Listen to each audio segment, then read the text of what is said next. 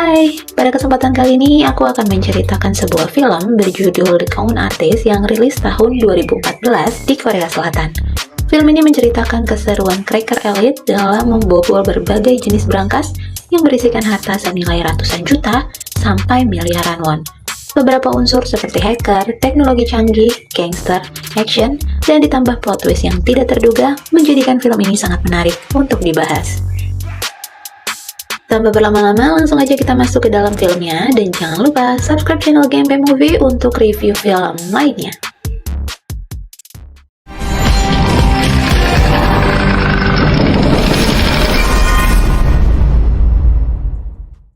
Aktor utama di film ini adalah Kim Woo Bin yang berperan sebagai Ji Hyuk. Selain sebagai cracker elite, dia juga ahli dalam membuat tiruan suatu benda. Ia sempat menjual patung antik berbentuk Phoenix yang tidak lain adalah hasil replika buatannya dengan harga sekitar 500 juta won di tempat pelelangan. Lalu adegan berpindah kepada seorang detektif bernama Gong. Gong sedang menangani kasus kejahatan bos gangster yang bernama Prestige Cho. Awalnya dia sudah mendapatkan titik terang karena ada informan yang tidak lain adalah mantan akuntan Prestige Cho yang akan mengungkap kejahatan bosnya tersebut. Tapi sayangnya, dalam perjalanan, dia diculik oleh anak buah Prestige Cho dan akhirnya dikubur hidup-hidup di dalam semen. Lalu adegan kembali lagi ke Ji Hyuk.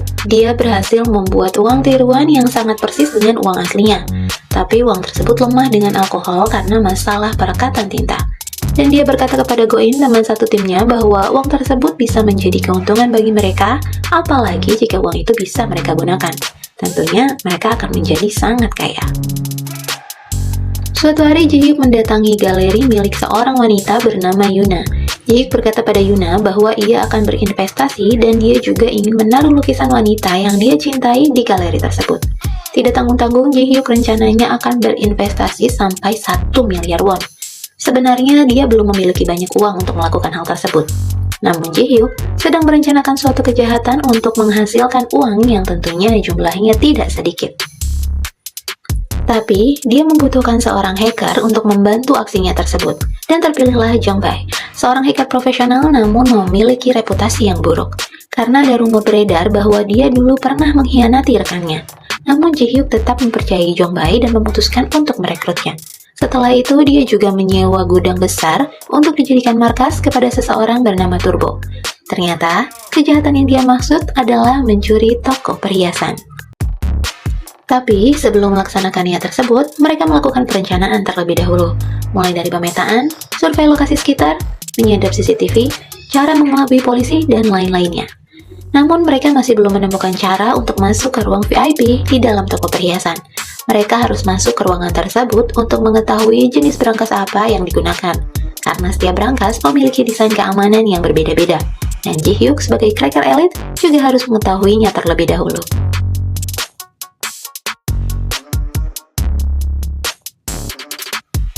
Scene lalu kembali ke Prestige Cho yang ternyata memiliki pekerjaan yang sama dengan Ji Hyuk, yaitu sebagai pencuri. Tapi bedanya, Prestige Cho memiliki skala yang lebih besar dan dia juga memiliki banyak anak buah untuk membantu aksinya tersebut. Namun saat ini dia sedang menghadapi masalah karena dia kesulitan mencari cracker elite untuk menjalankan proyek besarnya. Suatu hari Ji Hyuk bertemu dengan Yuna di sebuah restoran. Di sini dia melihat Yuna menggunakan sebuah kalung. Ji Hyuk tahu bahwa itu adalah berlian Jiun biru dari permaisuri Napoleon III yang sangat mahal harganya. Dan ternyata kalung itu merupakan kalung peninggalan ayah Yuna. Lalu Ji Hyuk mengajak Yuna untuk mengecek harga kalung berlian itu di toko perhiasan. Karena pembawaannya yang tenang dan meyakinkan, akhirnya Yuna menuruti ajakan Ji Hyuk. Di toko pertama, si penjaga toko mengetahui bahwa berlian itu sangat langka dan mempunyai harga yang sangat mahal. Ji Hyuk sudah ditawari untuk masuk ruang VIP, tapi dia menolak dan memutuskan untuk pergi. Namun sebelum dia pergi, dia sudah lebih dulu meninggalkan sebuah koper di bawah kursi. Di toko kedua, Ji Hyuk juga ditawari untuk masuk ruang VIP, dan kali ini dia menerima tawaran tersebut. Di dalam ruang VIP, Ji Hyuk tampak memperhatikan berangkas yang ada di situ. Dengan melihatnya saja, Ji Hyuk bisa mengetahui bahwa itu adalah berangkas seri M dari Swiss. Sebenarnya, mengecek harga kalung Yuna hanyalah alasan saja. Tujuan utama Ji Hyuk adalah untuk memasuki ruangan VIP toko perhiasan tersebut. Dan tentu saja untuk mengetahui jenis berangkas apa yang digunakan di toko itu. karena Ji-hyuk tahu hanya orang yang memiliki perhiasan mahal dan langka saja yang bisa masuk ke ruangan tersebut. Hari pencurian pun tiba. Ji-hyuk dan kawan-kawan pun melakukan tugasnya masing-masing dengan sangat rapi. Go-in berpura-pura mabuk dan menempelkan peledak di kaca toko. Lalu dia mengacau sampai alarm berbunyi.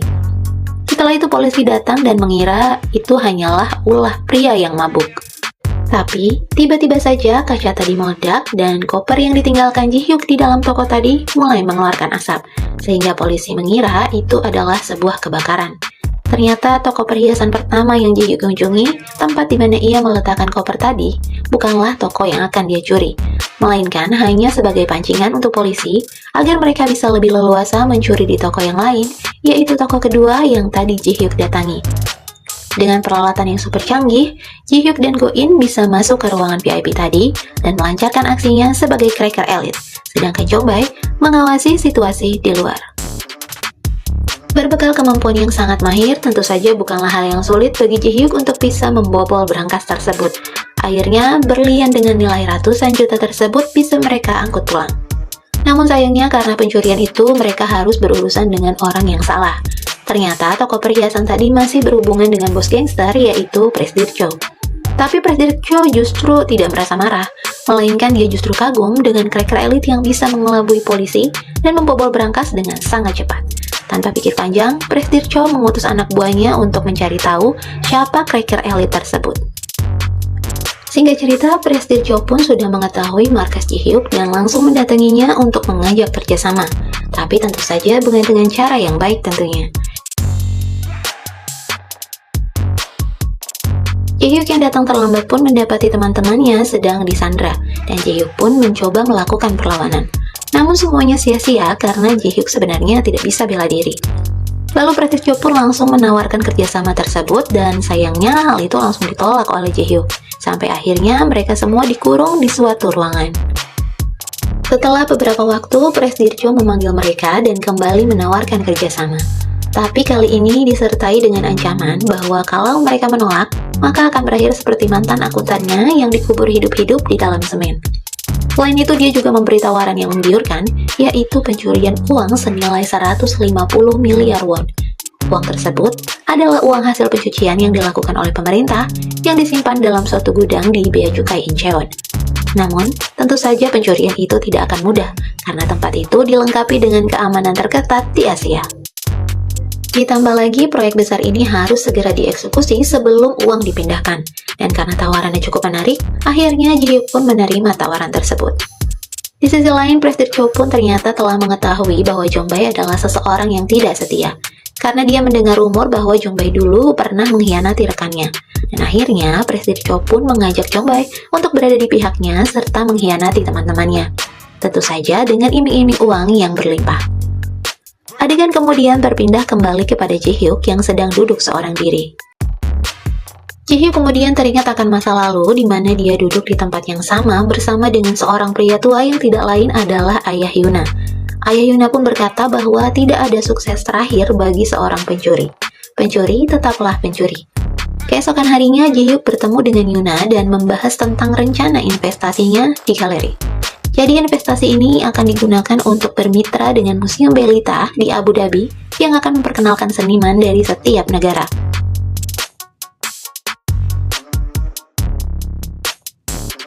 Kembali lagi ke rencana pencurian uang senilai 150 miliar won. Beberapa strategi sudah mereka susun. Saat ini Ji-hyuk masih fokus berlatih membuka berangkas serial dari Israel yang ada di gudang. Sementara itu, di sisi lain, anak buah Prestige Cho tengah menyodorkan sebuah amplop kepada bosnya tersebut.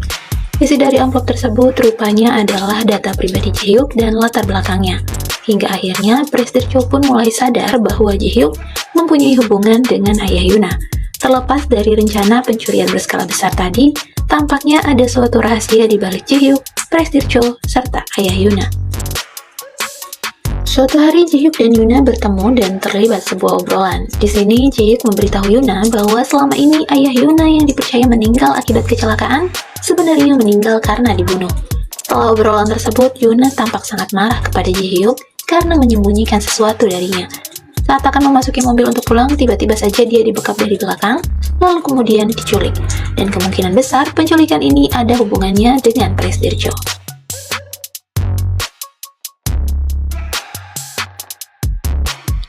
Rencana pencurian uang pun dimulai. Presidir Cho dan Chong Bai masuk ke lokasi terlebih dahulu dengan menggunakan ID card palsu. Lalu Chong Bai mulai membaca sistem keamanan bea cukai, sedangkan Presidir Cho lalu meledakkan lokasi yang sudah ia taruh bom. Orang-orang pun mulai panik dan berhamburan keluar.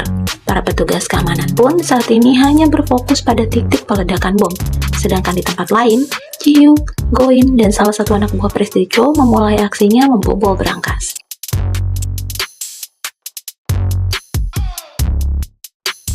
Walaupun pada awalnya sempat gagal, namun akhirnya dia berhasil membuka berangkas tersebut pada percobaan kedua. Saat berangkas dibuka, terlihat uang yang sangat banyak di sana. Akhirnya mereka memindahkan uang tersebut menggunakan mobil pick-up untuk nantinya diangkut menggunakan bot di pinggir dermaga. Namun, karena uang tersebut jumlahnya sangat banyak, jadi mereka tidak bisa mengangkutnya satu kali saja. Jadi, mereka harus bolak-balik mengambil uang tersebut beberapa kali. Di sini, mereka harus kejar-kejaran dengan waktu dan sistem bea cukai. Tapi untunglah, mereka berhasil membawa tumpukan uang yang terakhir ke dermaga di waktu yang tepat. Saat akan memindahkan tumpukan uang yang terakhir, tiba-tiba datang polisi yang sedang berpatroli dengan menggunakan mobil. Ji-hyuk pun berinisiatif mengalihkan polisi tersebut dan menjadikan dirinya sebagai umpan. Tapi, sepertinya Ji-hyuk memiliki maksud lain yang rupanya hal itu juga disadari oleh Presidir Cho yang curiga terhadapnya. Di sisi lain, Detektif Gong bersama polisi lainnya mendapatkan info bahwa telah terjadi peledakan bom oleh teroris di daerah bea cukai, dan mereka pun memutuskan untuk bergegas mendatangi tempat tersebut. Di sisi lain, Ji-hyuk tampak tengah menuju ke sebuah ruangan dan nampak tengah mengotak-atik data. Namun sayangnya, gerak-geriknya itu diketahui oleh Presidir Cho yang langsung menodongkan pistol kepadanya. Nampaknya Presidir Cho sudah tahu bahwa Ji-hyuk akan mengkhianatinya. Lalu terjadilah percakapan di antara mereka. Adegan lalu menampilkan kejadian di masa lalu di mana ayah Yuna yang masih hidup dan ternyata benar bahwa ayah Yuna meninggal karena dibunuh. Dan tentu pembunuhnya tidak lain adalah kaki tangan Presidir Cho. Jadi ayah Yuna ini sebenarnya adalah seseorang yang sangat dihormati oleh Ji-hyuk dan kemungkinan besar dia adalah seniornya di dunia cracker elite. Sedangkan Presidir Cho membunuh ayah Yuna karena tadinya Presidir Cho sempat menawarkan kerjasama kepada ayah Yuna untuk melaksanakan aksi pencurian dengannya. Namun ayah Yuna menolak dan akhirnya dibunuh. Rupanya Ji-hyuk sengaja menerima tawaran Presidir Cho lalu kemudian mengkhianatinya karena ia ingin membalaskan dendam karena Presidir Cho telah membunuh ayah Yuna yang juga merupakan seniornya yang sangat ia hormati. Ji-hyuk yang sudah tertangkap dipaksa oleh Presidir Cho untuk menyerahkan diri kepada polisi dengan membawa bom. Presidir Cho bahkan mengancam kalau Ji-hyuk berani macam-macam, maka Yuna yang sudah ia culik akan ia celakai. Presidir Cho sengaja menculik Yuna dan dijadikan sandera untuk mengancam Ji-hyuk, hingga akhirnya Ji-hyuk pun terpaksa menyetujui permintaan Presidir Cho tersebut. Setelah itu, Presidir Cho menyadap telepon polisi dan mengatakan kepada mereka bahwa pelaku bom teroris menggunakan mobil berplat 268213 yang tidak lain adalah mobil yang dikendarai Ji-hyuk. Dan terjadilah kejar-kejaran di antara Ji-hyuk dan polisi.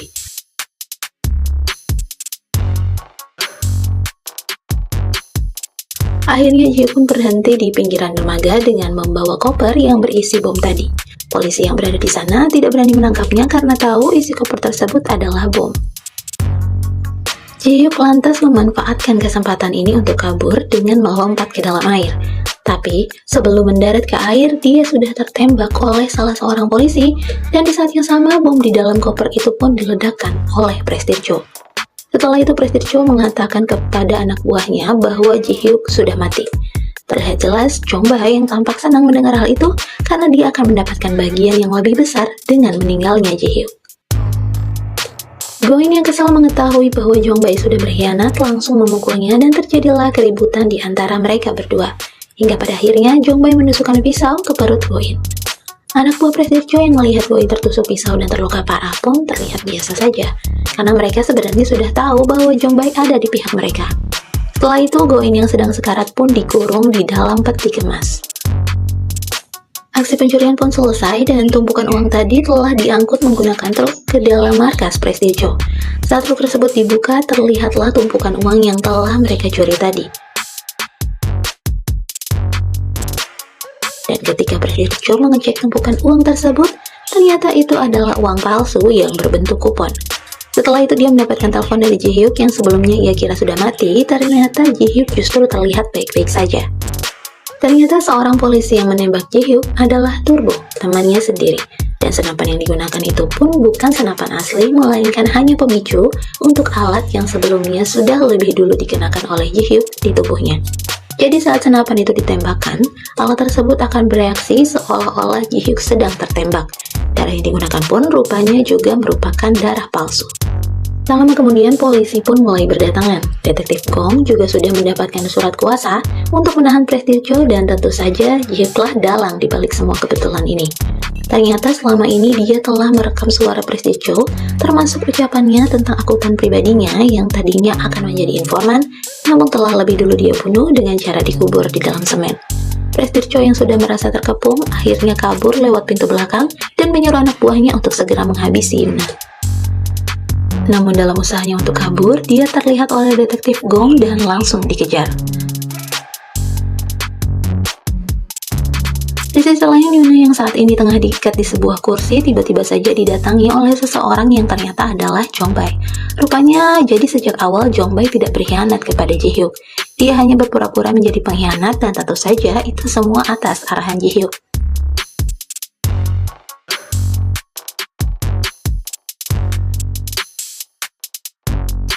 Termasuk juga saat Jong-bae menusuk Go-in, yang ternyata juga merupakan sebuah sandiwara, karena sebenarnya Jong-bae hanyalah menusukkannya dengan menggunakan pisau mainan, dan darah yang digunakan pun juga hanya merupakan darah palsu. Lalu Go-in dan Jong-bae yang pada saat itu menyamar sebagai polisi pun kembali ke markas Prestige dan membawa tumpukan uang yang ada di dalam truk tadi. Di tempat lain, Prestige yang sedang kabur tiba-tiba ditabrak oleh Ji-hyuk hingga mobilnya terhempas. Prestige nampak berdiri dan keluar dari mobilnya dengan sempoyongan sambil memberikan kalung milik Yuna kepada Ji-hyuk. Walaupun kali ini Prestige mencoba untuk melawan, tetapi percuma karena Ji-hyuk tidak semudah itu untuk dikelabui. Akhirnya Turbo pun datang menjemput Ji-hyuk, lalu mereka pun pergi, dan tak lama kemudian polisi pun datang untuk menjemput Prestige dan memenjarakannya.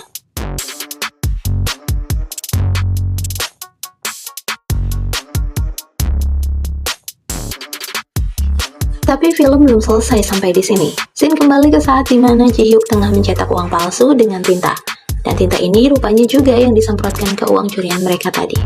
Jadi hal yang terjadi sebenarnya adalah saat Ji-hyuk akan memindahkan tumpukan uang terakhir dan tiba-tiba muncul polisi berpatroli dengan mobil, sebenarnya itu adalah Turbo dan teman-temannya, bukan polisi sungguhan. Di saat anak buah Prestige sedang bersembunyi di dalam kapal boat, mereka melakukan manipulasi terhadap uang dengan menyemprotkan tinta. Jadi tampilan uang tadi akan berubah menjadi uang palsu seperti kupon. Namun perubahannya membutuhkan waktu, sehingga saat anak buah Prestige memindahkannya, mereka tidak curiga karena masih dalam wujud aslinya. Sementara saat sudah masuk truk, tintanya mulai kelihatan dan uang asli itu nampak terlihat seperti uang palsu. Itulah mengapa saat dicek oleh Prestige, uang tersebut sudah nampak seperti uang palsu yang terlihat seperti kupon. Tetapi seperti yang dijelaskan tadi, bahwa tinta ini sifatnya tidak permanen dan lemah terhadap alkohol. Setelah Ji-hyuk dan kawan-kawannya berhasil mendapatkan uang itu, mereka lantas mencucinya hingga tinta di uang tersebut luntur, dan uang palsu tersebut kembali ke wujud aslinya yang sebenarnya adalah uang asli. Di hari lain, Yuna tiba-tiba saja menemukan sebuah tas di depan pintu rumahnya. Di dalam tas itu berisi sebuah foto dirinya dan ayahnya, serta setumpuk uang, juga sebuah kertas yang mengatakan bahwa ini adalah uang investasi yang telah dijanjikan. Maaf, terlambat. Dan semua itu tentu saja berasal dari Ji-hyuk. Beberapa hari berlalu, saat ini Yuna tengah berada di Museum Belita di Abu Dhabi. Museum inilah yang akan bermitra dengan Yuna. Tapi, Yuna sempat merasa heran saat melihat kalung miliknya dipajang di museum itu. Dan di sana tertulis bahwa kalung ini adalah barang spesial dari Korea Selatan. Dan saat Yuna kembali melangkah ke ruangan lain di museum itu, dia melihat lukisan dirinya juga terpampang di museum itu. Rupanya Ji-hyuk telah mewujudkan seluruh ucapannya pada Yuna di hari itu, saat dia mengatakan bahwa dirinya akan berinvestasi dan memajang lukisan wanita yang dia cintai, yang tidak lain adalah Yuna sendiri. Saat kemudian, Ji-hyuk pun muncul di belakang Yuna, dan film pun selesai.